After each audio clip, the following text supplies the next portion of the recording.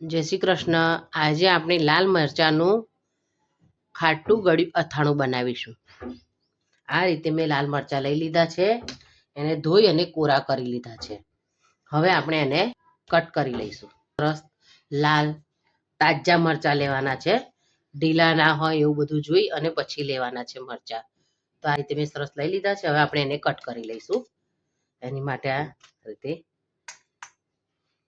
ક્રીસ કરી લઈશું. એના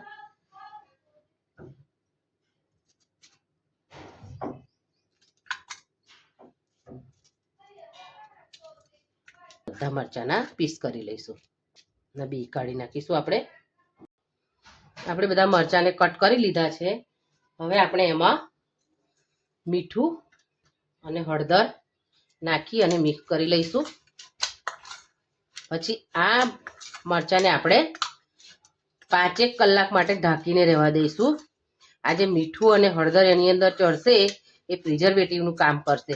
એનાથી તમારું અથાણું લાંબો સમય સુધી સારું રહેશે. હવે આપણે એને મિક્સ કરી લીધું છે. હવે આપણે ઢાંકીને એને 5-6 કલાક માટે રહેવા દઈશું. મરચાં જે મીઠા હળદરમાં બોળેલા હતા એ મેં કપડા પર રાખી અને 4-5 કલાક માટે કપડા પર રાખી અને કોરા કરી લીધા છે. હવે આપણે એની માટે મસાલો બનાવી લઈશું. 1 ચમચી ધાણા લઈશું, 1 ચમચી વરિયાળી લઈશું. બંનેને આપણે ધીમા તાપે રોસ્ટ કરી લઈશું. આ રીતે આપણે ધીમા તાપે એને રોસ્ટ કરી લેવાનું છે. બળવા નથી દેવાનું, ખાલી એનું મોઇશ્ચરાઇઝર ઉડવા દેવાનું છે. હા, આપણા શેકાઈ ગયા છે ધાણા અને વરિયાળી. હવે આપણે એને બહાર લઈ લઈશું.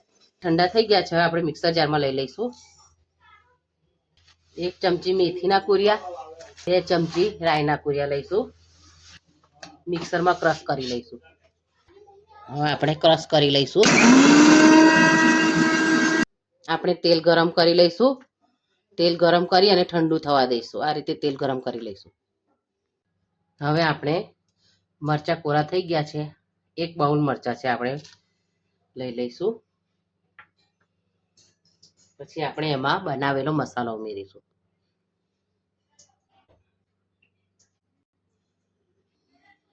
આપણે એમાં 1 ચમચી કાળા મરી ઉમેર્યા છે. 5 ચમચી હિંગ ઉમેરીશું. બરાબર મિક્સ કરી લઈશું. હવે આપણે જે બાઉલ ભરીને મરચાં લીધા હતા એટલો બાઉલ ભરીને આપણે ગોળ ઉમેરીશું. એમાં ગોળને પણ બરાબર મિક્સ કરી લઈશું. હવે આપણે એમાં લીંબુનો રસ ઉમેરીશું, 1 ચમચી. બરાબર મિક્સ કરી લઈશું. હવે આપણે એમાં જે ગરમ કરીને ઠંડુ કરેલું છે એ તેલ આપણે ઉમેરી દઈશું.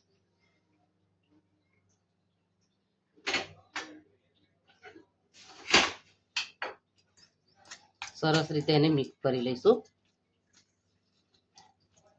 હવે આપણે એમાં લાલ કલર લાવવા માટે 1 ચમચી કાશ્મીરી લાલ મરચું ઉમેરીશું. બરાબર મિક્સ કરી લઈશું.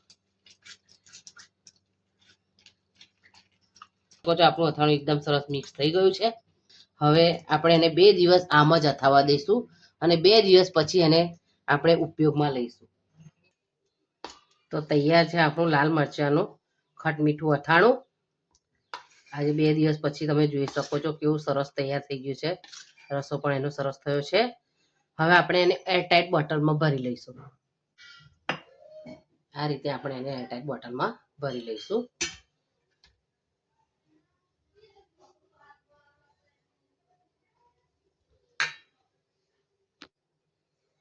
આ રીતે તમે એરટાઈટ બોટલમાં ભરીને એની મજા માણી.